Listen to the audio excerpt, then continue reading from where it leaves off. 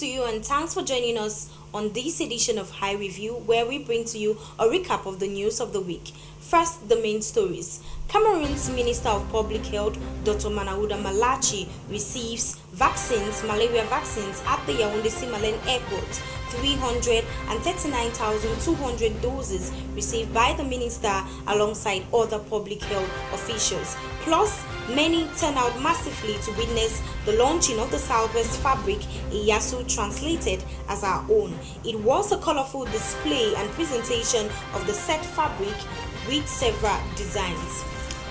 And plus, alleged separatist fighters launched a deadly attack on villagers in Bemayem in the Bambutus division of the West region, killing 9 persons while leaving others seriously injured.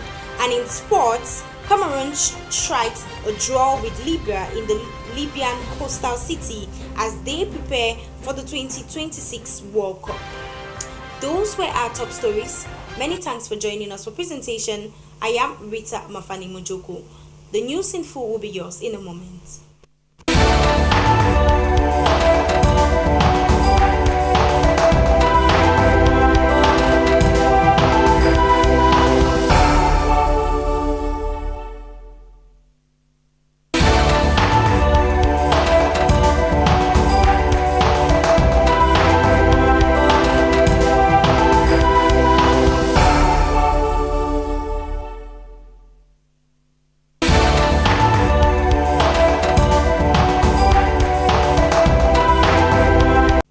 Many thanks for joining us once more. We begin this news with one of our lead stories.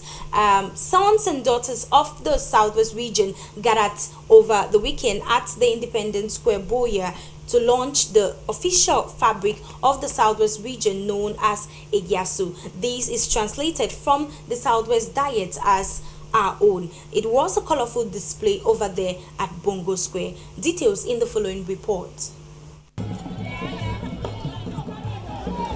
It was an idea and now reality as many persons across the nation gathered at the Independence Square to witness the official launching of the Southwest region fabric, Iyasu. A simple example is that when they say serious ceremony, you see Southwest will offer loin, and there was a need to offer loin with Southwest symbols.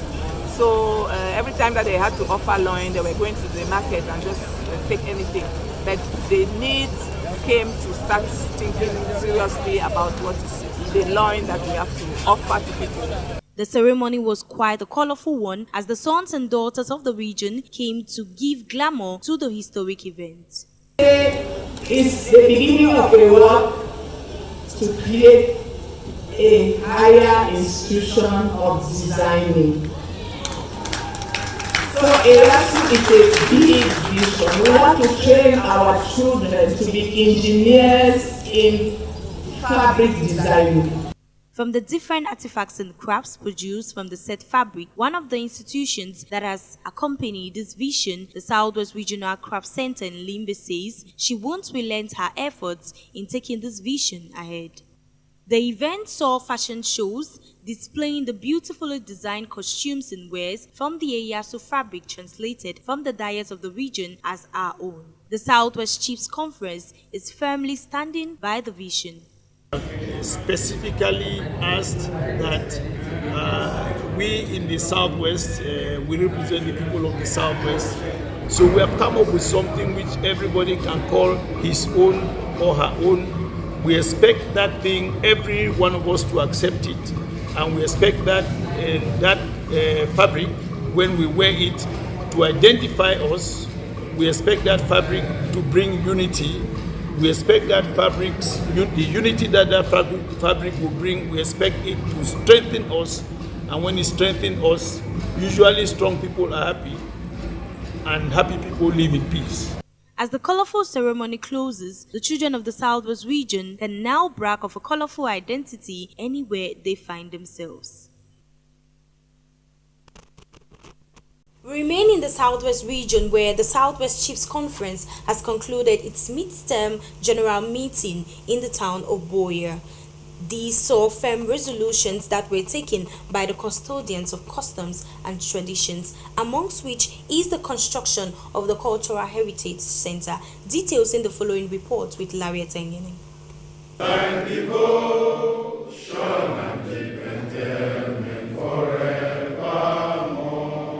The mid-term general meeting of the Southwest Chiefs Conference is in session with the custodians of culture and traditions in the region all present as discussion on pertinent issues to foster the advancement of the Southwest region takes center stage.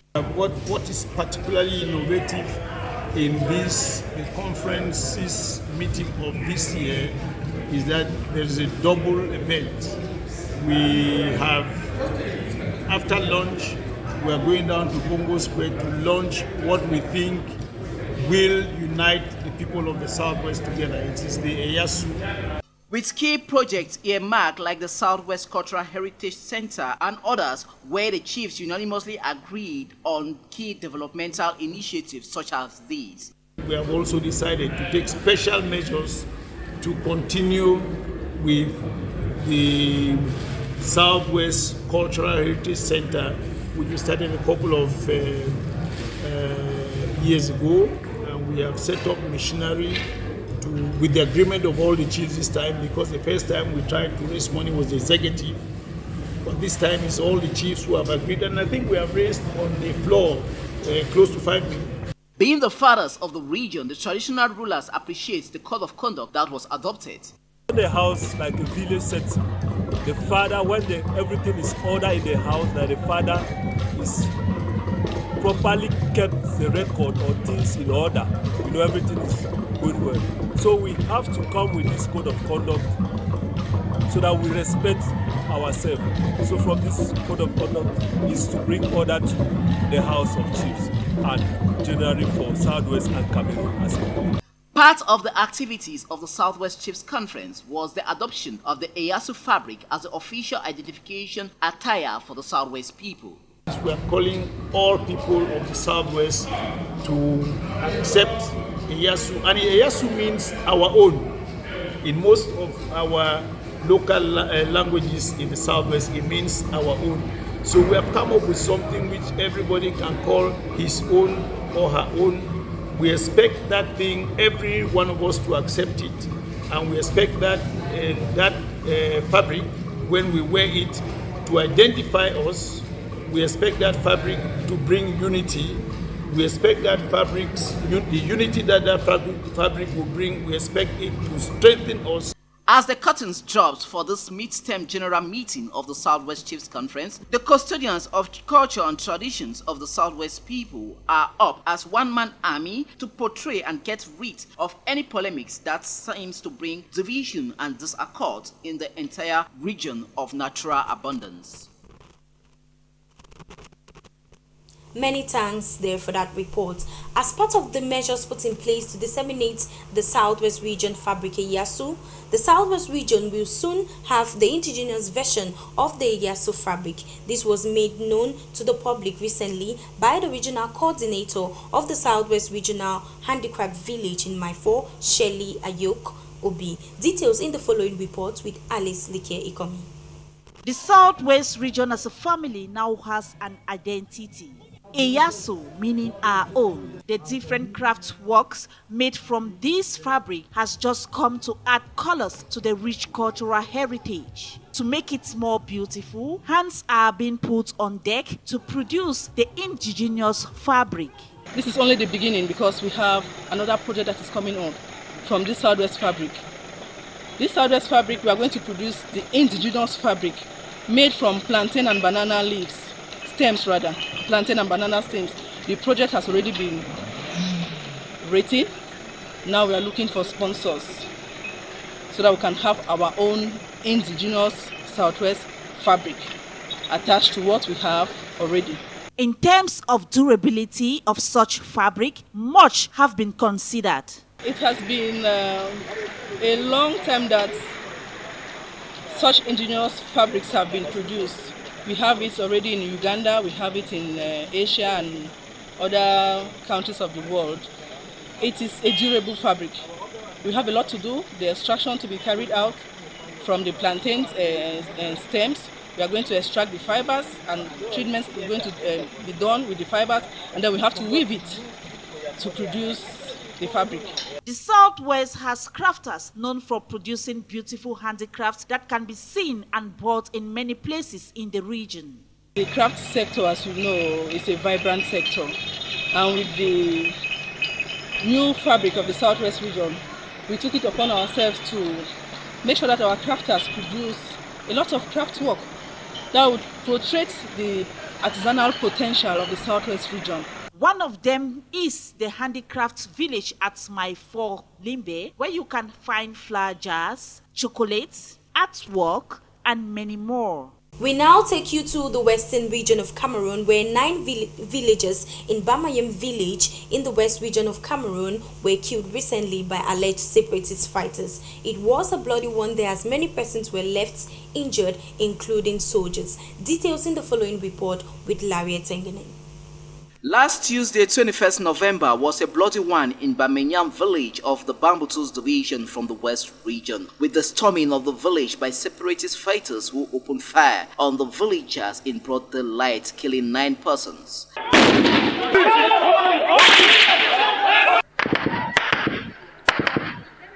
The village of Bamenyam borders the northwest locality with many internally displaced persons who has taken it as their safe haven in the wake of the armed conflict in the southwest and northwest regions of the country.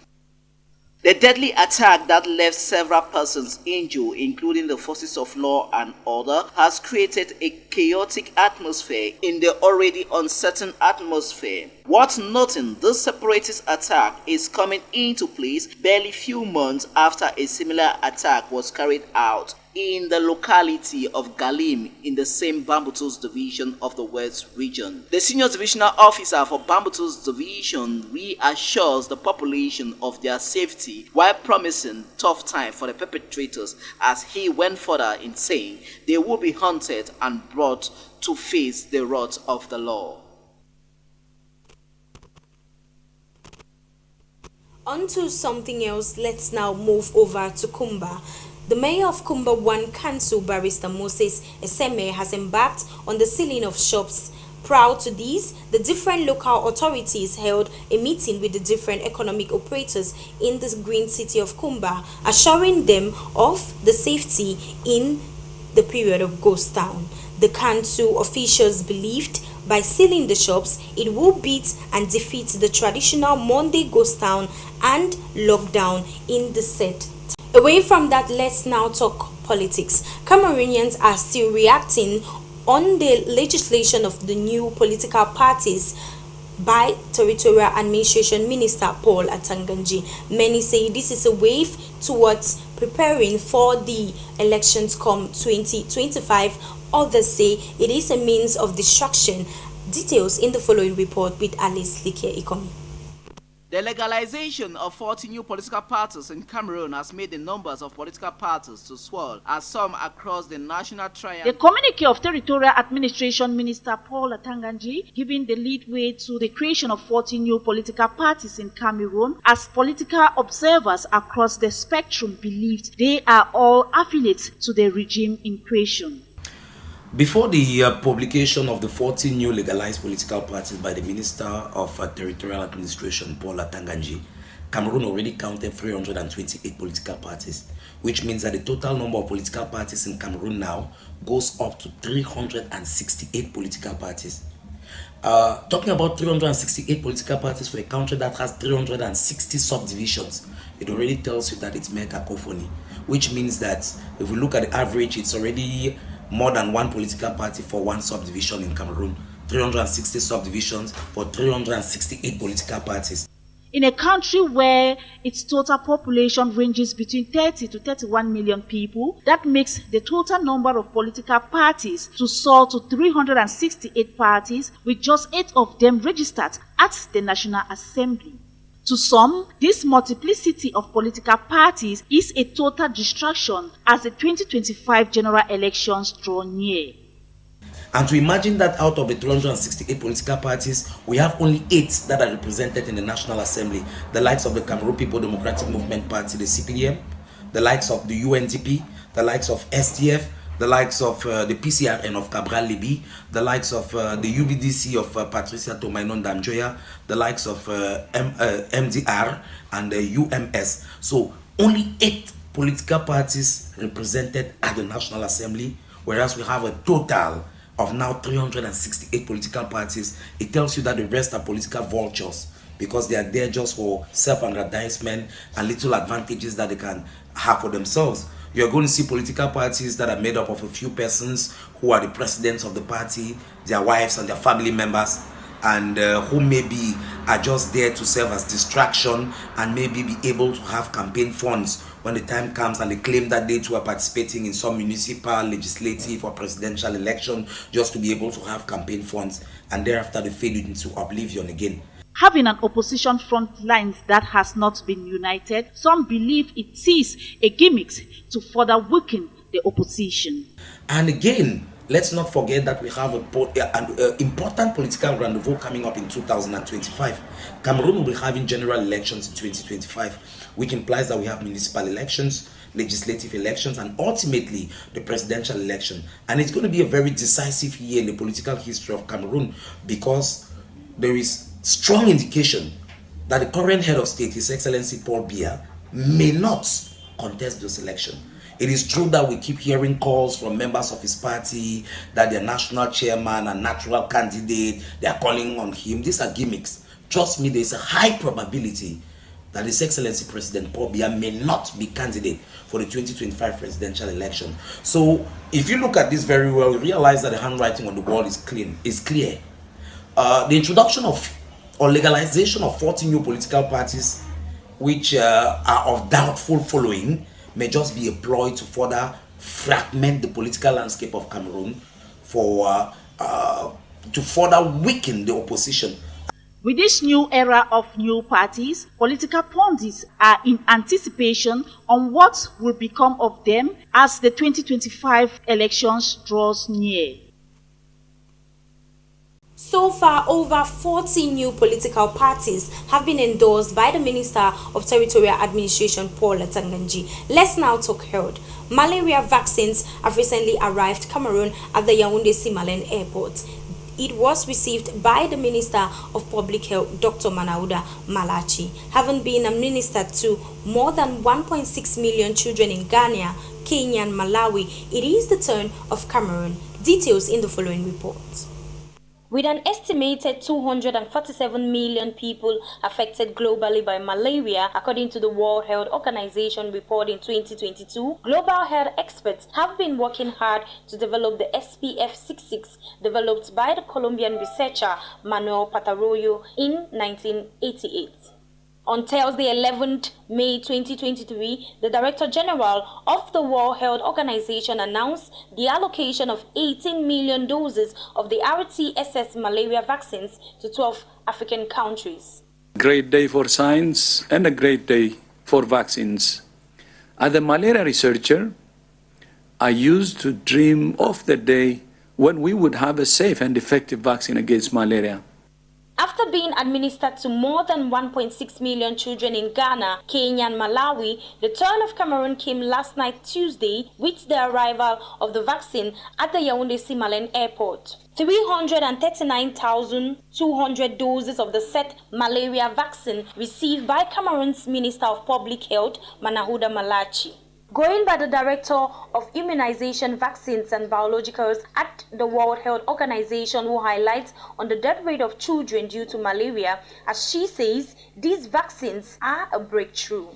Malaria vaccine as another tool, an additional tool in the toolbox to fight against the severe disease, the deaths that occur, is a really essential step forward.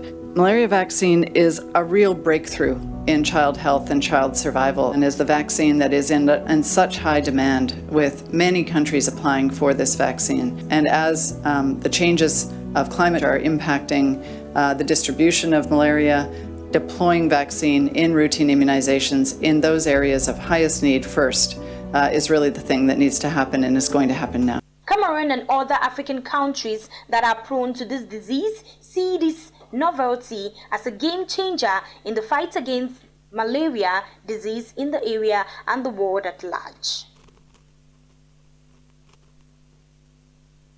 We all look forward to a malaria-free society. Now, on to something else. Some religious leaders and individuals have joined their voices to call for peace following the recent killings in the southwest region and most recent in the western part of Cameroon. Details in the following report with Alice Ikomi-Likie. Peace is a priceless gift. It gives everyone the opportunity to pursue their dreams without any hitches. This priceless jewel cannot be found in many countries today, Cameroon inclusive, and has caused so much pain in the lives of individuals. The crisis of the North and the Southwest has brought a lot of untold stories, and we think that instead of just sitting in our various congregations or mosques and preaching to our individual persons, it was necessary for us to come as a religious body so that together we'll see the need to preserve life and preserve property through interfaith principles. Peace can be achieved through different strategies. And the aims and objectives are to encourage men and women, faith groups, to acknowledge the fact that we need to live at peace with each other. And living at peace with each other is not preaching a sermon, it's not a teaching, it's actually a lifestyle.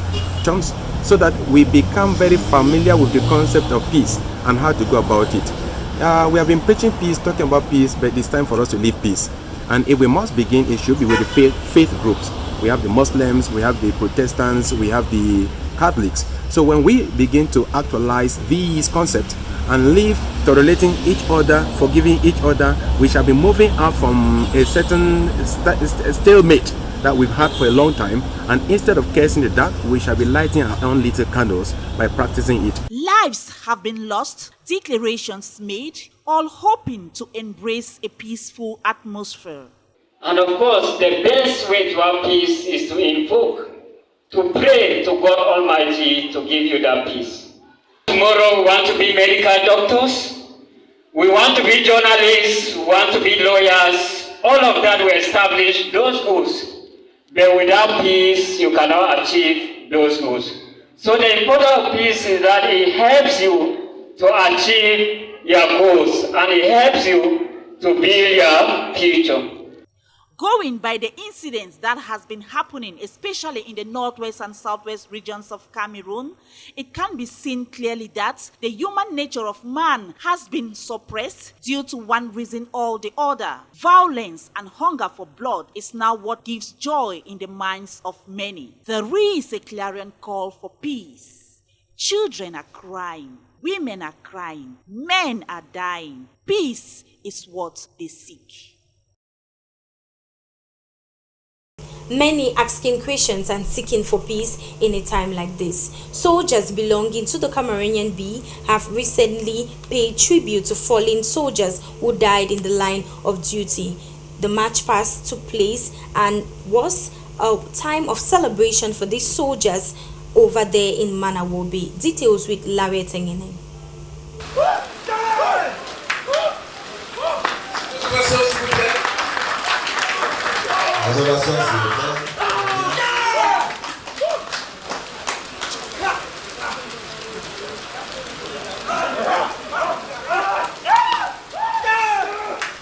Soldiers of the elitist force in the Cameroonian Armed Forces, the Rapid Intervention Battalion, known by her French acronym as B, are paying glowing tribute to their peers who fell in the line of duty. We are very happy in this day. We have tried to remember our fallen soldiers. Make this day become a special day for them, to show them that we don't forget them, we don't forget their family, their son, and we don't forget that they give their blood, they give their energy for this country. And I think you have seen everything we have done, and we are going to continue every day to The day that saw an ecumenical service involving the various clergies and Islamic imams equally witnessed diverse sporting activities ranging from football encounter to boxing, weightlifting and others, as the different trophies were awarded to the diverse winners. This, according to the Commander-in-Chief of Logistics at the Man of War Bay Camp, is to ensure a high sense of patriotism amongst soldiers. Nous ne cesserons de marquer notre présence, notre patriotisme et notre dévouement pour la défense de la nation. Et si cela doit passer par le sacrifice suprême, alors nous le ferons. Et nous ne marquerons jamais de témoigner à ceux qui auront donné de leur vie, de leur sang pour la défense de la nation, à l'occasion de cette journée, leur témoigner notre totale gratitude et celle de la nation. With the dawn of this remarkable remember ritual, soldiers of the B Richmond were called upon to showcase all good virtues they possess in their everyday life as they serve the fatherland.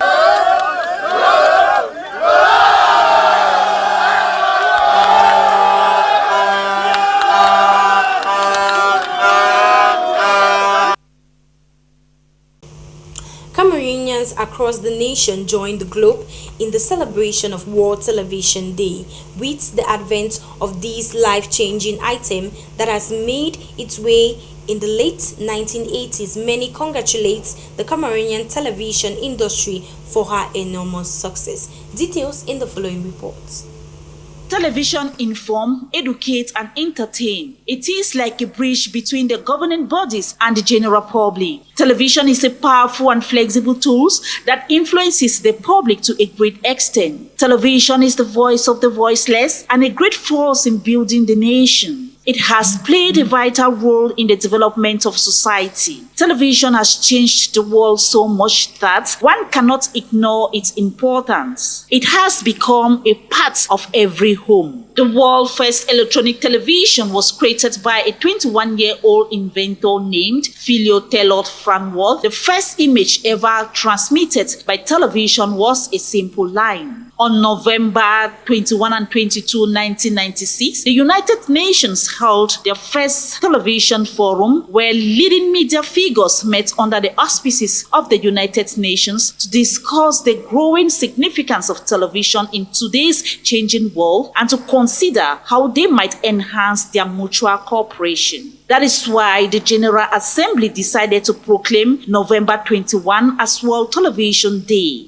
This was done in recognition to the increasing impact television has on the process of decision-making. It's a day to celebrate because when we look at the role television has come and is playing in the life of its viewer, I believe it has come to stay.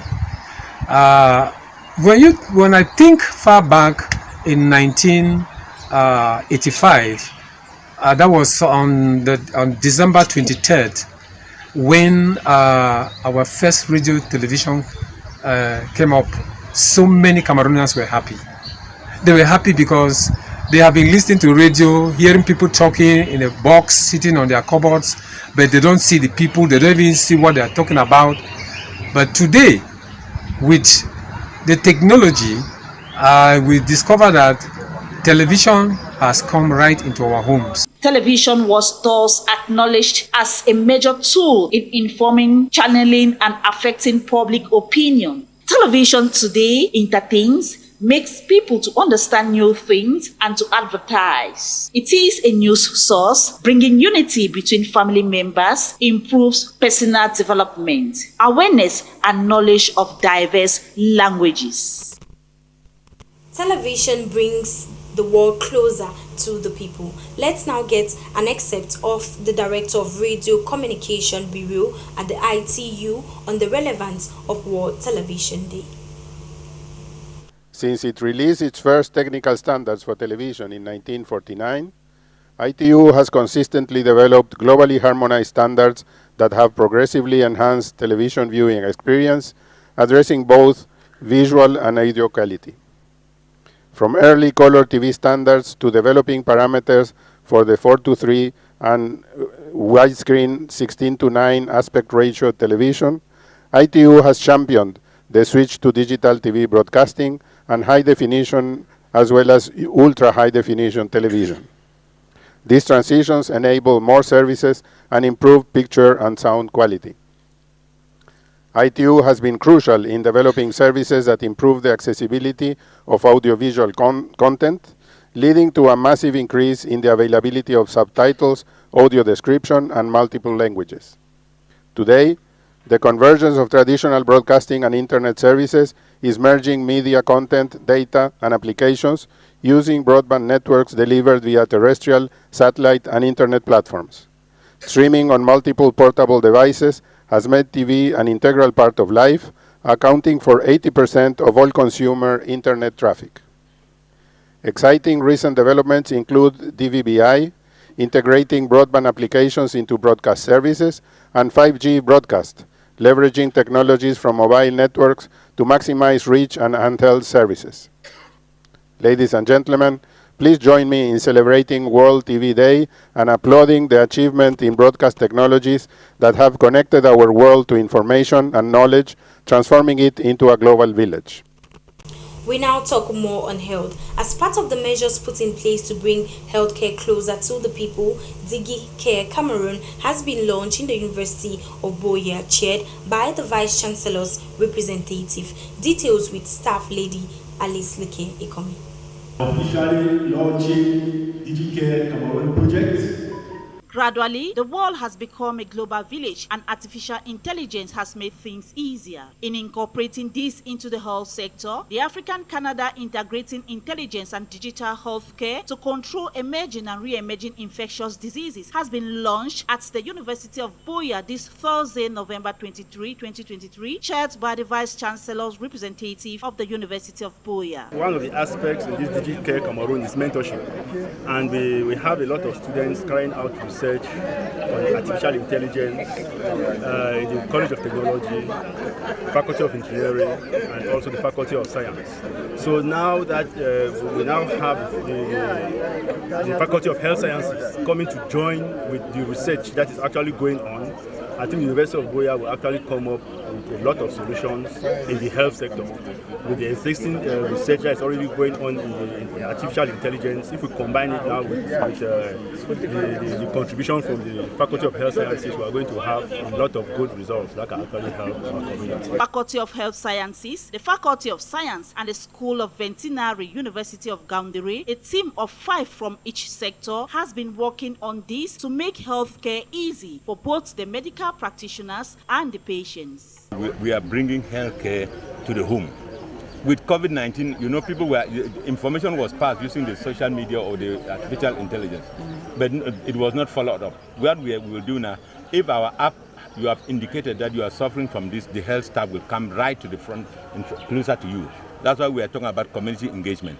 So they come closer right to your home and then to provide the care, the health care for you. You know, we have created a team. One of the key things is that we must sustain that team. You know, we must sustain that team too, and we have been doing it.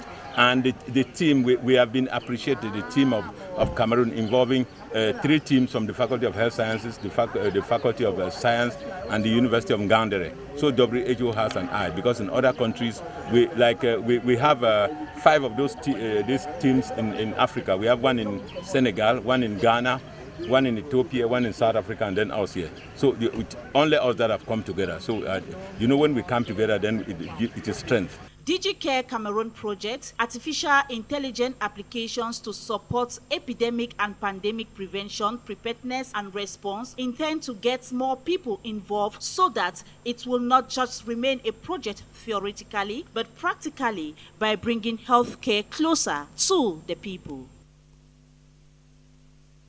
As part of the activities to mark the 25th anniversary of one of the most prestigious health sciences school in Cameroon, Biaka University Institute gears up activities to mark this day alongside the convocation ceremony of the said institution. Adeline Anyefo was there and now tells us more.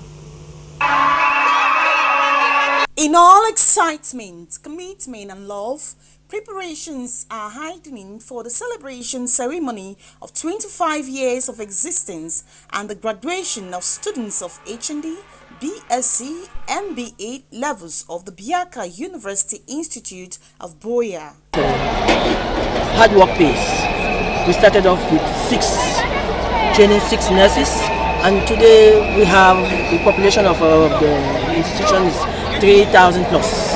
So what we want to say is start growing and with quality, not just quantity. For 3 days now, various activities have been carried out by the school community as part of mobilization for the acres of the twin event. Day 1 dedicated for sport walks from Total Moliko and Bongo Square to the Moliko of Misport Stadium, where a large portion of the Biaka family watched various school teams compete in friendly football encounters. Day 2 brought out the cultural diversity of the school as students treat the audience composed of teachers, parents, lovers of the Biaka Institute with traditional dances, beauty parades, among others. Cultural day where every student or staff, Cameroonian, will come in your cultural attire and traditional news will be fed, and we also have award of recognition to the staff because 25 years is not 25 days. Day 3 presented a well-coordinated symposium on values for a successful career life after graduation. Issue of life skills. We heard the one person talk about the fact that when you get out, you have to learn how to budget your money. And that's very important. We shouldn't have people come out of here who are not prepared to live as professionals. And so these are all things that are sort of awareness building. That was the whole point of this conference. Biaka University Institute of Buea, with vision, the audacity to be different, will therefore tomorrow, Friday, November 24th, 2023, celebrate 25 years of resilience in establishing itself as a giant producer of healthcare workers, engineers, administrators, among others. Many thanks, Adelina Nyifom, for that report. Local farmers in the Southwest region are benefiting from an investor scheme from the initiative of the Southwest Area Village Microfinance Cooperative Society with the Board of Directors. Details in the following report with Staff Lady Alice Like Ekomi. In order to empower local farmers in the Southwest region, enable them to benefit from micro livestock schemes to carry out micro projects, Southwest Area Village Banks Microfinance Cooperative Society with Board of Directors SWAVI this Friday, November 24, has had a deliberative meeting with its affiliates following a livestock scheme contracted from the Southwest Development Authority, SWEDA.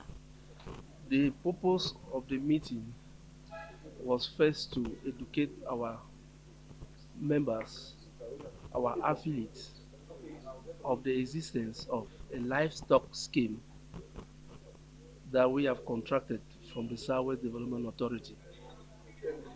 So we invited the board chairpersons, we invited the managers for us to look at what is available to us as a package and the modalities which they have to fulfill to benefit from this livestock scheme. All the registered members of the credit unions that are affiliated in our network, SWAVI Finance Network, are eligible to benefit from this scheme. It's just for them to come and apply for loans that has to be invested purposely in the area of livestock. The first thing is that the affiliates have been giving out loans before to finance livestock activities. And as microfinance institutions that are already operational, they already have very, very updated loan management scheme. So they are going to make sure that the person they are giving the money to are going to invest the money for the activity and follow them up to reimburse it, because the money is not a grant, it's a loan. The duration for the livestock depends on the activity that the person has to engage in. Somebody who is going for piggery you should be thinking about 24 months. Somebody for poultry, talk between 6 months to 1 year. So for this first phase, we are going to be looking at the activity for a period of 3 years, that is 36 months. And then after that, we will do an evaluation and see how we can improve on it. SWAVIP affiliates who have bought their shares with SWAVIP and deposited their files for accreditation are responsible to push through this vision, which will help grow the agri sector in the Southwest region. SWAVIP has decided to use some of its affiliates to push through this giant scheme to the population. And we think it is something that is highly welcome. It will really help, especially our credit union, our local credit union, to boost membership and to also to assist the local population, its members, having this loan, having loan to carry on this scheme. So it's something that has come, and we wish that the powers that be should do everything to make sure that this scheme comes to stay. It should be something that will elevate the living the poverty condition of the people of the Southwest region, and we expect that before the end of the 3 years, because it is by phase. So if the 3 years term elapses, we hope that the scheme will be able to generate the next scheme that will come after the first 3 years. And I think that through the scheme, the rural population is going to benefit enormously in the livestock sector if they benefit from the loans that are going to put at their disposal by the scheme.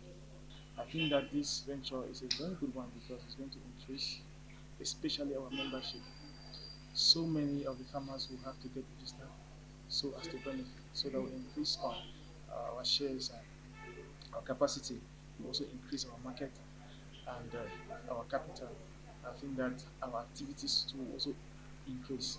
It's worth noting that it is a loan scheme that has to be refunded, and SWAVIP affiliates should be able to know what is at stake, hence consider, reconsider, and follow up to ensure that they do not fall short.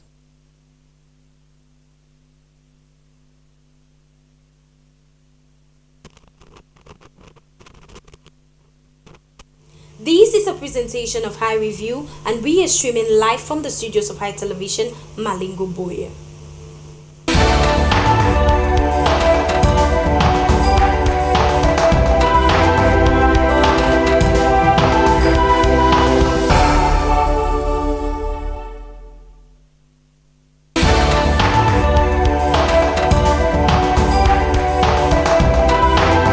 Let's move ahead as we take you to the Tiko subdivision, where the mayor of Tiko, Peter Ikomi, and councillors have held the budget orientation debate of that municipality, where the resolutions were taken to advance the town of Tiko. Details with Larry Etenyene. The Tiko Council is having a budget orientation debate with the different councillors all answering present for this plenary called by the mayor. But this municipal body is having a difficult time with revenue collection as a socio-political impasse still reigns. Truth be told, you and I will understand that we are in a situation where everything is being capitalized under the socio-economic socio-political crisis, and you know, we have revenue collectors who are in the field, who are collecting revenue on behalf of the council, and these revenue collectors will always tell you that when they go to the field to do collections, the traders or taxpayers will always complain of not doing businesses effectively because of the lockdowns and whatsoever threats. But nevertheless, even if they have done well in their businesses, they will still capitalize on the socio-political crisis. So that is the #1 challenge. Lockdowns on Monday, threats from the unknown will make you understand that somebody will tell you he cannot open the store because he's afraid that they'll come and burn down the store, that their cars cannot circulate, they cannot do effective transport because they're afraid that they can burn down their cars. But we are in a situation where I can attribute it as a mayor, saying we are in the survival of the fittest. The session that was revisited of the realization of certain projects that stands at 70% execution rate already realized. The mayor on his part beckoned on all to assist the council. I will coin it to the fact that said we are 70% realization, which means we have about 30% that's still hanging in the air. And this 30% cannot come out from the pocket of the mayor.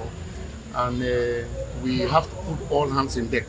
The general population of Tiko have to understand that they have empowered me to work for them. They have empowered me to serve them. And that empowerment is not only by words of mouth, it has to be practicalized. There is a need for all the taxpayers of Tiko municipality, drivers, Ben Sikine, Bayam Selam, truck pushers, whosoever, have to know that their small quota, their small contribution that will pay even a ticket of 200 francs is going to build up the 30% that we are expecting to have 100%. So my voice to the Tiko population is that all hands on deck to make sure that Tiko attains its goal. During the sitting, some common initiative groups were empowered in order to fast-track their activities so as to attain the desired goals. So I came here this afternoon to collect an ice cream machine that has been offered to me by the Tiko mayor, council mayor. So I'm really, really grateful to God. I'm really happy. I'm really, in fact, excited because it's a dream come true for me.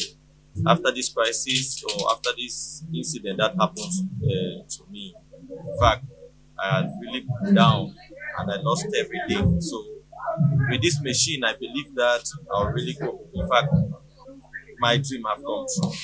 With one of the key breaking grounds in this budget orientation debate was the reintroduction of the Tiko Firefighting Brigade by the council that will be seeing the light of day in no distant time. The Tiko Firefighting Brigade that was contracted some years back, from reliable information, I got message that their equipment have all come and they are clearing them from the poor, and that in no distant time they will be installing themselves at their original site at Limbe Road opposite the Big Mock Market. To crown the session, the presentation of the cash prize of 45 million CFA francs by the Ministry of Housing and Urban Development for Tiko, who came out the 4th cleanest town in the country during a ceremony that was organized in the northern part of the country. As this plenary session closes, the Tiko Council reassures all to better prepare for massive transformation of the entire municipality.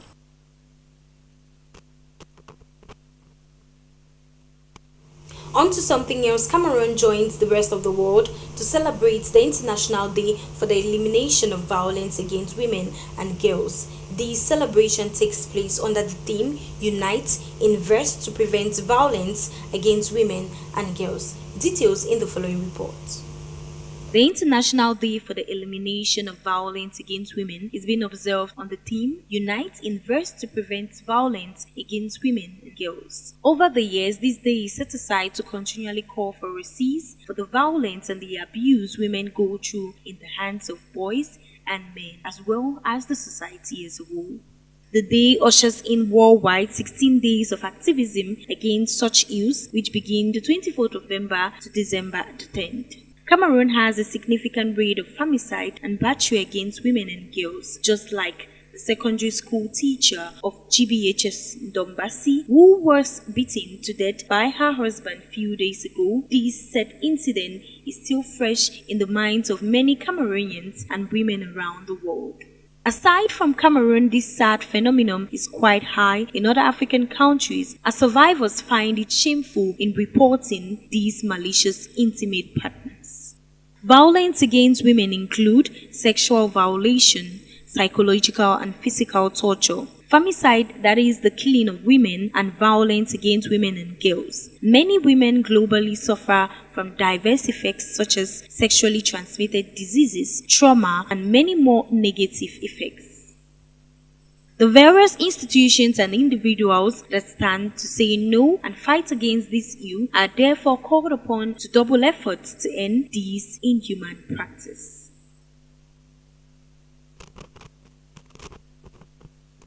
Let's now talk more in politics.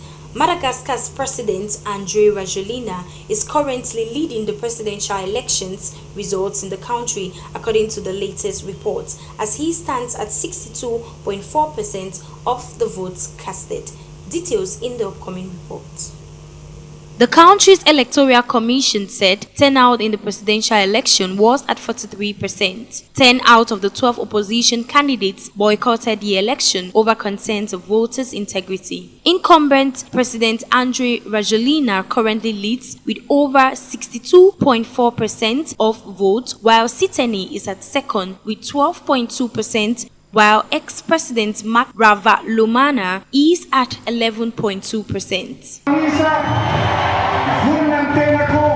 Dear Malagasy people, I am ready to dedicate myself entirely to the country and to be a candidate in order to become the president of all Malagasy people without distinction. They have tried everything and devised every strategy to prevent me from standing for the presidency. Only the Constitution can prevent me from standing, and the Constitution allows me to run for another term, which will be my second and final term.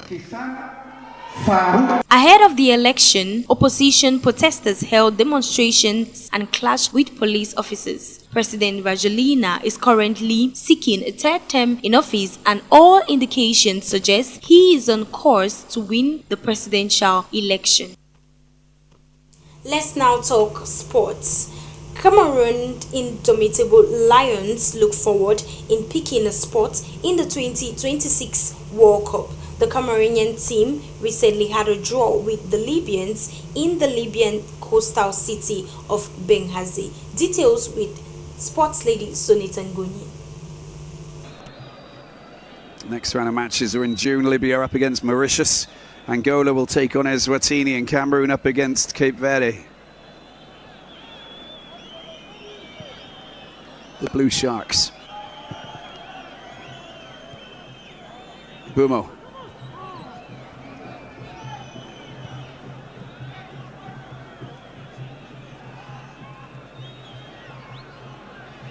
Chance for Cameroon. Deliveries. In a quest to increase her points tally, the indomitable Lions of Cameroon staged a 1-1 draw against Libya on November 21, 2023, counting for the World Cup qualifier. Team Cameroon, blessed with a penalty, secured the first goal of the game through Olivier Ncham, 34 minutes penalty shot. Shirts back and she's getting in the way.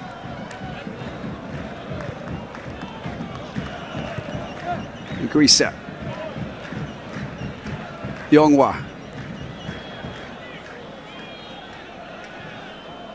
Kudu. Cham on his right foot. It's a good shot, but it's just gone wide. All happened in a split second. Nice first touch. Picks his spot and then... Libya, wanting to guarantee her home superiority, fired in an equalizer at the 43rd minute of play by Abdulmonia Akasha.